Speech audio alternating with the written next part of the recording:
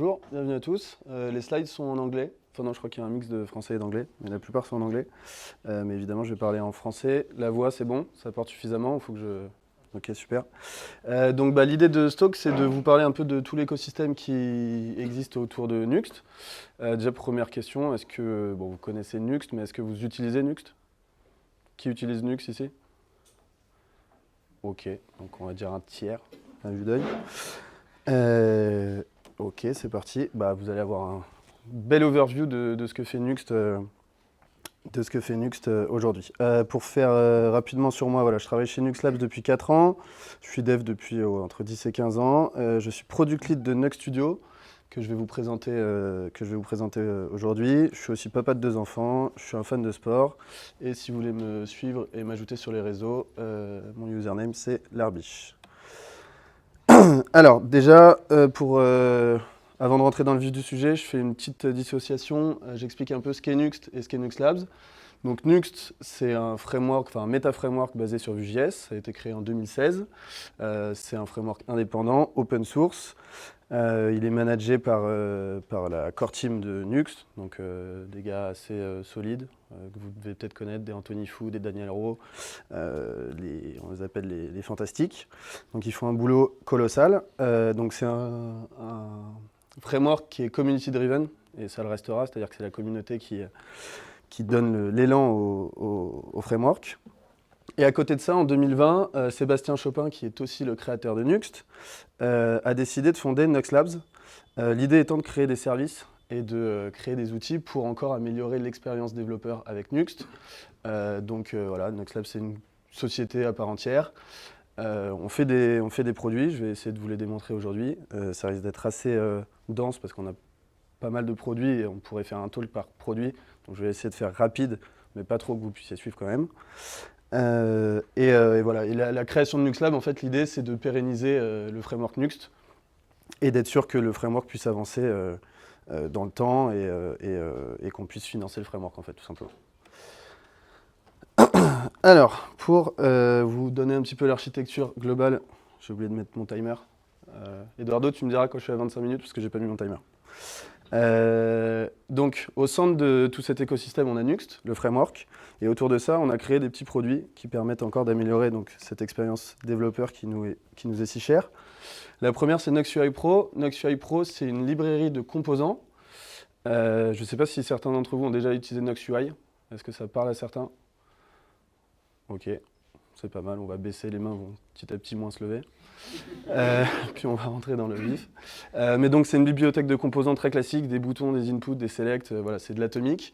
Et Nuxt UI Pro, c'est une bibliothèque de composants macro, donc avec des composants beaucoup plus construits. Ça va permettre de créer des applications vraiment très rapidement, mais toutes les structures de page, voilà, c'est beaucoup plus poussé qu'une simple bibliothèque d'éléments. Et donc c'est sous forme d'une licence, c'est une licence de 250 $, je crois. Et avec ça, c'est licence à vie et vous pouvez utiliser UI Pro. Bon, je vais vous le démontrer, ce sera plus clair pendant la démo. On a aussi un produit qui s'appelle Nuxt Studio, qui est basé sur un module qui s'appelle lui-même Nuxt Content. Donc même question, est-ce que vous avez déjà utilisé Nuxt Content? Qui a déjà utilisé Nuxt Content? Ok, c'est linéaire, ça baisse, c'est bien. Donc pareil, je vais vous démontrer ce que c'est Nuxt Content. En même temps, tant mieux, vous ne connaissiez pas, du coup, j'ai des choses à expliquer. Globalement, c'est un CMS. Nuxt Studio, c'est un CMS.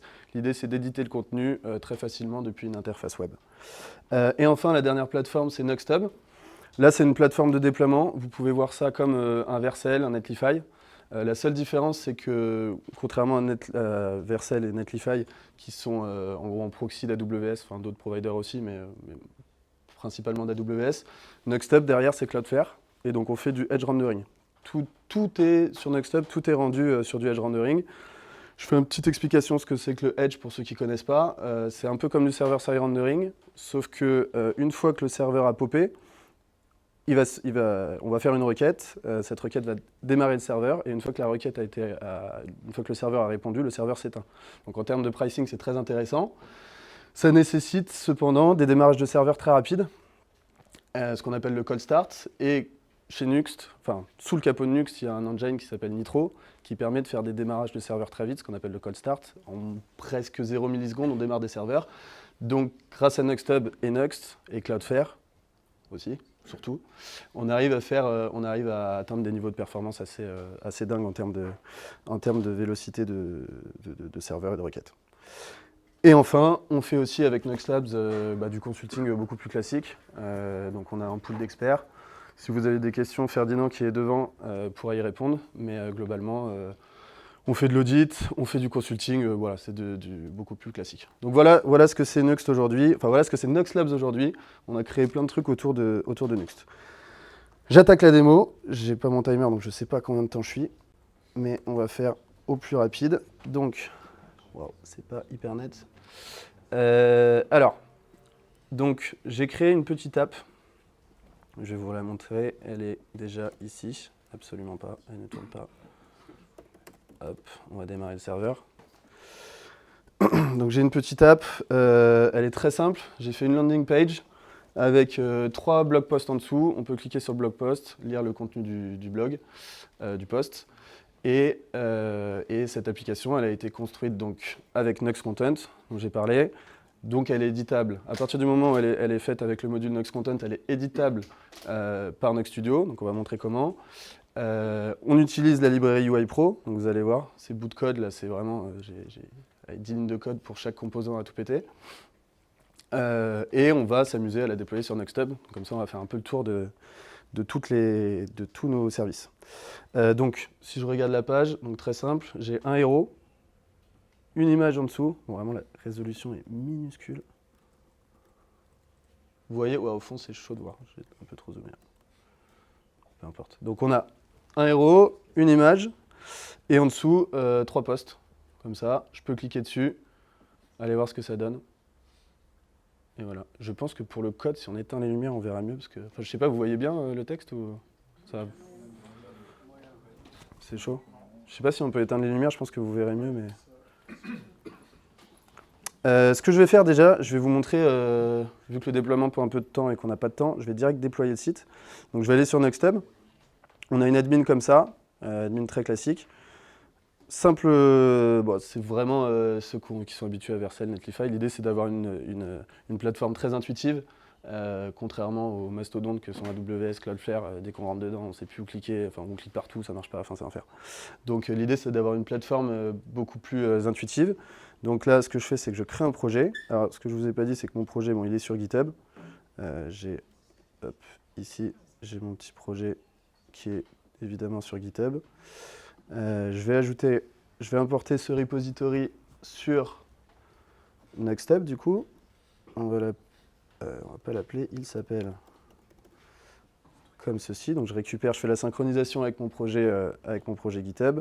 Je sélectionne le storage. Donc ça, c'est si j'ai de la base de données ou des assets. Ce n'est pas le cas pour ce projet-là, mais on peut choisir la zone où on souhaite déployer la database. J'ajoute une variable d'environnement parce que vu que j'utilise UI Pro, il faut que j'utilise la licence de UI Pro que je vais rajouter ici. Tac, tac, tac. Vous pouvez regarder la licence, elle se désactive demain. J'avais prévu le truc. Ok, ensuite j'importe mon repo. Et là, ce qui se passe, c'est que toute la configuration est faite côté Cloudflare et notre site va être déployé dans le Edge en un clic. Voilà. Donc là, ça part. Normalement, ça fonctionne. Nickel. Quand Internet veut bien faire des efforts. Voilà, super.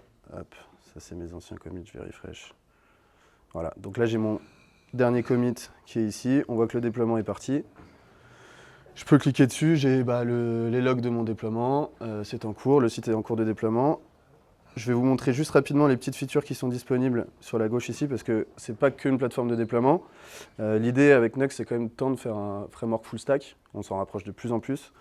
Et là, vous avez, vous pouvez ajouter, ça fonctionne, c'est l'utilisation de modules très classiques Nuxt, et on peut activer plein de features. Donc on peut ajouter une database, ajouter un key value, une database plus style Redis, gérer et manager des assets. Voilà, tout ça, c'est activable en une ligne de configuration dans votre projet, et ensuite, vous pouvez manager tout depuis cette interface-là. Niveau serveur, vous avez accès évidemment aux logs de votre serveur. Donc, dès qu'il y a une requête qui est faite, là, le site n'est pas encore déployé, donc on ne va rien avoir, mais dès qu'il y a une requête qui est faite sur le site, vous l'avez ici. On a intégré OpenAPI, donc si vous avez créer des routes côté serveur dans votre application Nuxt. Vous avez une sorte de Postman qui est disponible ici. Il y a tout un système de cache. Enfin, voilà, je vous invite à aller voir la documentation pour plus d'informations. Mais voilà le petit tour de NuxtHub. On va attendre que ça se déploie et en parallèle, je vais vous montrer un petit peu cette application. Alors, c'est une application Nuxt très classique. Il y a un tiers des personnes seulement qui ont fait du Nuxt. Globalement, je vais essayer de simplifier un peu ce que j'avais prévu pour ceux qui ne connaissent pas. J'ai un point d'entrée. Bon, je vais commencer par les dossiers. J'ai deux dossiers. J'ai mon dossier app dans lequel j'ai toute ma logique client. Donc tout ce qui est front-end se situe ici. Dans Nuxt, on peut créer aussi un dossier serveur. Si vous voulez faire du back-end, c'est aussi possible. Dans mon cas, je n'ai pas de dossier serveur. Là, j'ai que mon dossier app et j'ai un dossier content. Mon dossier content, il est propre au content module dont je vous parlais tout à l'heure. C'est-à-dire qu'il va contenir que des fichiers, dans mon cas Markdown, ça peut être aussi du YAML, du JSON, mais en fait que des fichiers de contenu. Donc du pur Markdown. Ce n'est pas vraiment du pur Markdown, je vais revenir dessus. Grâce au content module, on a créé une syntaxe qui s'appelle le MDC, qui permet de surcharger le Markdown. Je vais vous montrer comment ça fonctionne.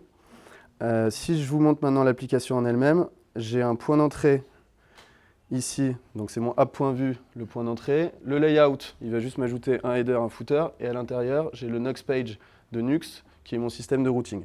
Mon système de routing, il est relié aux pages. Et ici, vous pouvez voir que le index.vue correspond à ma landing page. Je vais ouvrir ce fichier. Voilà, ça, c'est le code de ma landing page. Vous avez vu la taille de la landing?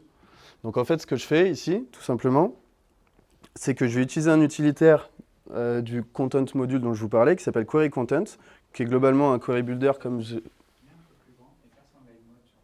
Et quoi? Tout à fait.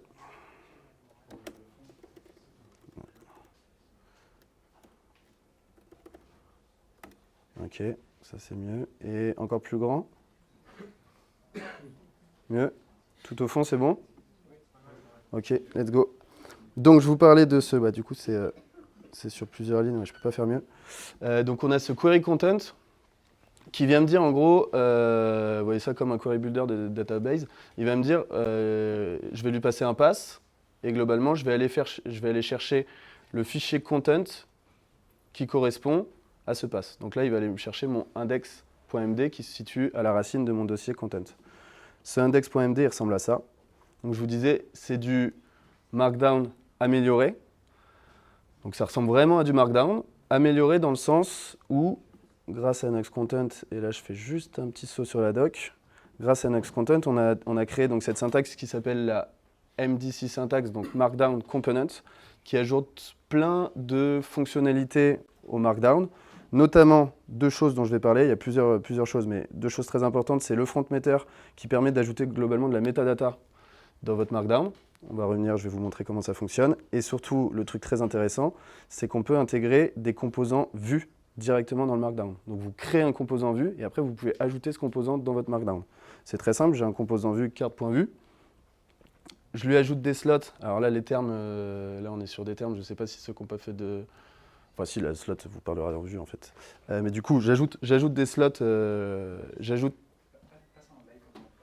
Ah ouais. Tu me le dis à chaque fois sur tous les sites. Je pense que tu peux parler un tout petit peu plus fort. J'étais au fond là et je sais pas si... Ok. Dites-moi si je parle dans ma barre. Mais je commence à... Je bois un coup. J'ai pas d'eau. Je vais pas boire. Ok. Donc voilà, intégration de ces composants, vus dans le Markdown. Par exemple, moi pour ma landing, vous vous souvenez, j'ai 3 blocs dans cette landing que sont, hop, je vais revenir à la racine, que sont ce héros, mon image et ensuite le listing. Et donc ce que j'ai fait, c'est que j'ai créé 3 composants qui s'appellent HomeHero, si je descends, HomeImage et HomeListing. Et ces composants, en fait, sont des composants vus qui sont disponibles ici, dans mon components/content. Oh, merci beaucoup. Tu parlais plus fort.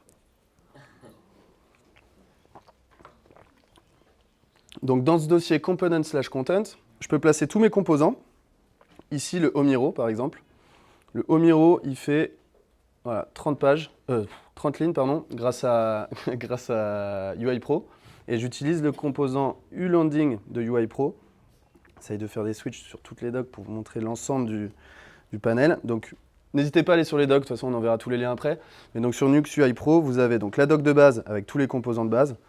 Voilà, donc ça c'est open source disponible pour tout le monde. Et la version pro avec la licence, vous pouvez accéder à plein d'autres composants. On a créé des templates pour montrer un peu comment s'imbriquent ces composants les uns avec les autres. Et si vous prenez par exemple, je peux aller chercher le... J'ai dit quoi? J'ai dit le Landing Hero. Par exemple, j'ai un composant qui fait déjà ça. Il fait le taf pour moi. Donc je l'intègre sur mon app. Je vais aussi intégrer, je vais vous montrer le bloc post et bloc list. Voilà, ça vous retrouvez. Voilà. Bon, donc il y a plein de blocs que je peux venir intégrer dans mon app. C'est assez pratique et surtout ça fait gagner un temps fou. Donc là par exemple, mon Home Hero, c'est un YouLanding Hero. J'ai des slots dedans, j'ai un headline, un title, une description. On ne va pas rentrer dans le détail du composant, mais globalement c'est très très simple. Et après, dans mon Markdown, je peux directement ajouter ce Home Hero et renseigner chacun des slots qui sont disponibles ici. J'ai mon slot links dans lequel je renseigne d'autres composants. Donc je peux faire des nested components au sein de mes slots. Donc j'intègre un composant uButton. Et donc ici, en fait, on peut venir modifier le Markdown directement ici. Et côté front, le rendu s'adapte aussi. C'est vraiment le Markdown qui est rendu côté front. Je vais passer rapidement sur les autres composants, mais du coup, si vous avez compris un peu comment ça fonctionne, le Home Image, c'est pareil, c'est un autre composant. Le Home Listing, c'est également un autre composant qui est dispo ici. Voilà, j'utilise encore une fois des composants UI Pro pour aller un petit peu plus vite. Et à chaque fois, je vais query la data grâce à Nox Content. Je query la data, je l'intègre, et ensuite ce composant, je l'intègre dans mon Markdown. Voilà, je fais juste une petite passe maintenant sur cette page-là, ça peut être intéressant parce que ça, après, tout ce contenu-là, on va venir l'éditer sur Studio. C'est pour ça que c'est intéressant de regarder un peu le code. Et même si je n'ai pas le temps de rentrer dans le détail, c'est sympa de regarder un petit coup. Donc là, mes pages, donc on avait ma landing page. Ensuite, j'ai un dossier articles. Articles avec une catch-all page qui va prendre le slug. Et donc tout ce qui sera /articles/slug va pouvoir s'afficher ici.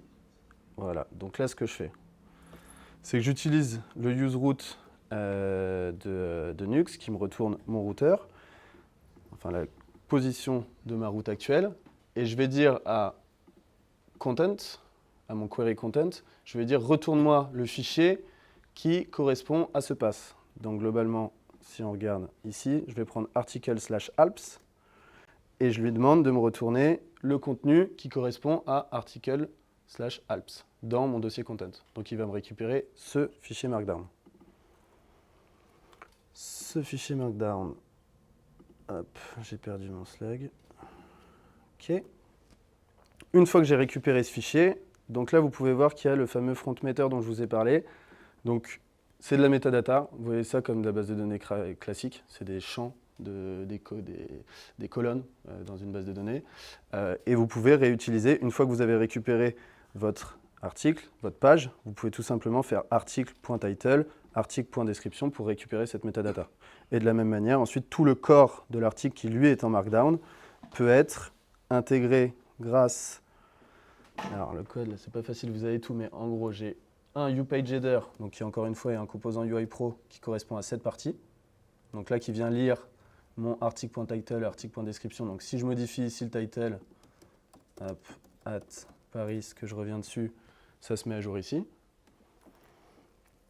Et ensuite, le corps de ma page est disponible ici avec le UPageBody et j'utilise un composant qui s'appelle Content Renderer, qui est encore une fois un composant fourni par le Content Module qui permet d'interpréter le Markdown. Donc là, je lui passe juste mon article et il va m'afficher le rendu de ce Markdown. Dans ce Markdown, j'ai aussi créé un autre petit composant qui s'appelle Pictures. Je vous montre tout ça parce qu'après, vous allez le voir côté studio.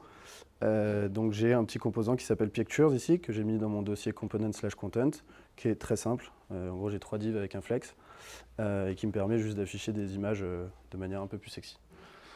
Voilà, J'ai fait un peu le tour de l'app, c'est rapide. J'espère que vous avez à peu près compris comment ça fonctionne. Maintenant, ce qui est chouette, c'est de venir éditer ce site, donc, qui pourrait être édité depuis VS Code sans aucun souci. Hein, ça marche très bien avec le Markdown, vous éditez le Markdown. Mais ce qu'on a décidé de faire,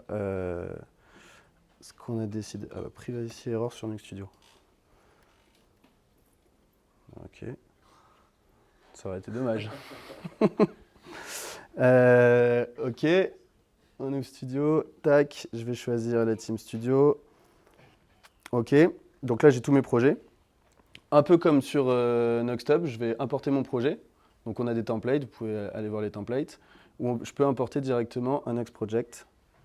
Ce que je vais faire maintenant. Donc encore une fois, synchroniser avec GitHub. Je vais aller chercher mon Nuxt Ecosystem Demo. La project location, c'est la racine. J'importe mon repository. Là, ce qui se passe en arrière-fond, c'est qu'on a une synchronisation complète qui est faite avec GitHub. C'est-à-dire que toutes les modifications faites sur GitHub seront disponibles sur Studio. Et quand vous allez faire des publications depuis Studio, ce sera appliqué sur GitHub. Ici, ce qu'on va faire, c'est qu'on va récupérer, on va regarder si... Ah, je suis passé carrément en mode mobile. Attends, je vais fermer ça. Tac. On va aller visiter notre site qui normalement a bien été déployé. Super. Avec NuxtHub. Je récupère juste l'URL.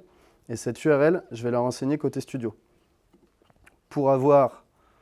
Ça, c'est une vieille URL que j'avais faite. Hop. Je renseigne l'URL pour Studio afin d'avoir la preview de mon site côté Studio.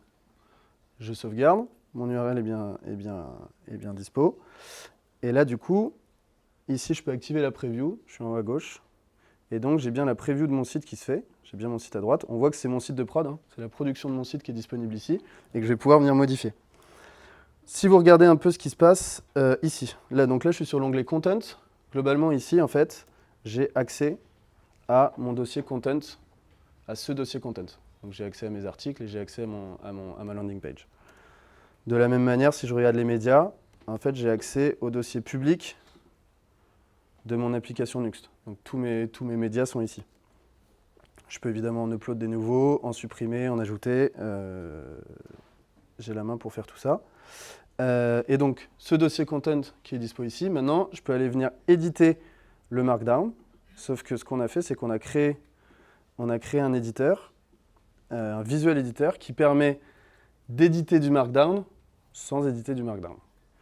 Donc, c'est-à-dire que pas besoin d'avoir des notions tech, des notions de Markdown. Vous pouvez directement, là en fait, on retrouve les trois composants que j'avais dans mon Markdown, donc le Home Hero, Home Image et Home Listing, et je peux venir directement éditer chacun des slots qui a été défini dans mon Markdown.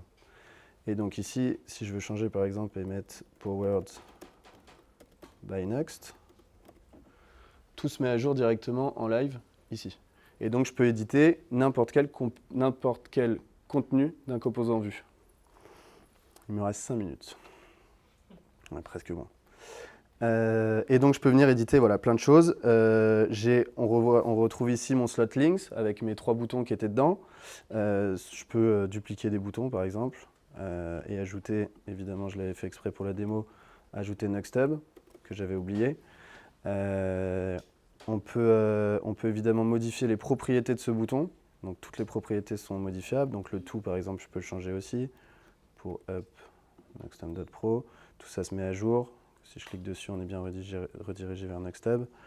Je peux modifier mes images, évidemment. Donc là, si je vais sur mon composant image, je peux venir ouvrir ma Media Gallery et changer l'image, la mettre à jour. Donc tout ça se met directement à jour sur le site. Et allons modifier, par exemple, un article, ici, donc je retrouve mon article avec mon petit composant Pictures dont je vous avais parlé. J'ai mes metadata qui sont toujours disponibles ici. Donc si je veux pouvoir modifier les metadata, je peux encore le faire. Add Paris. Hop, pardon, le title est là. Et surtout, en fait, ce qu'on aime bien, on s'est vraiment inspiré de Notion pour créer cet éditeur. Je ne sais pas si vous utilisez Notion, mais on aime bien le /commons. Et avec le /commons, du coup, on a accès à tous les basics d'un éditeur, mais aussi à tous les composants. Donc je peux ajouter des images évidemment, mais aussi j'ai accès à tous les composants que j'ai créés dans ce dossier component/content.